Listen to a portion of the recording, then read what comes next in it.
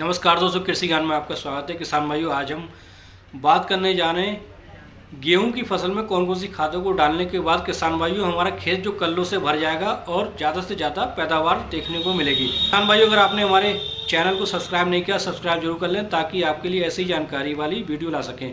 किसान भाइयों, इस समय जो सर्दी का मौसम है और गेहूँ का जो उठान है वो कम हो पाता है और इसलिए गेहूँ में कुछ ऐसी खादों का प्रयोग हमें करना बस जरूरी है जिसके बाद गेहूं में ज़्यादा से ज़्यादा कल्ले होंगे, ज़्यादा से ज़्यादा ब्यात होगा। किसान भाइयों, पहली सिंचाई लग चुकी है। सिंचाई में हमें कौन कौन सी खादों का प्रयोग करना है।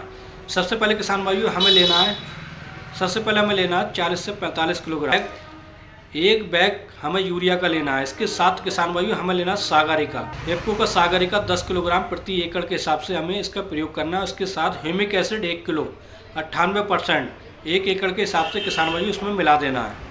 और इसी के साथ किसान भाइयों हमें लेना है एक ऐसी जिंक जिसका रिजल्ट सबसे ज़्यादा बेहतर हो। 33% चिलेटेड जिंक जैसे कि मोनोदयाल, या किसान भाइयों इससे ऊपर भी हम चिलेटेड जिंक का प्रयोग कर सकते हैं। लगभग 5 किलोग्राम प्रति एकड़ के हिसाब से इन चारों खादों को मिलाकर किसान अच्छे से बुवाई करा देना है।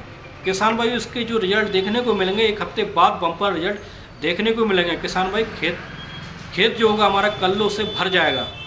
ये जो टेक्निक है किसान भाई, हर किसान भाई अपनाते हैं। किसान भाइयों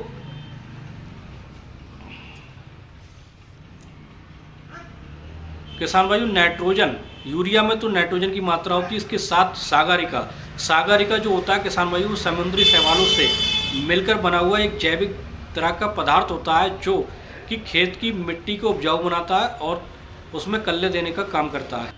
किसान भाइयों, हम बात करते हैं ह्यूमिक एसिड 98% की है। ह्यूमिक एसिड किसान भाइयों एक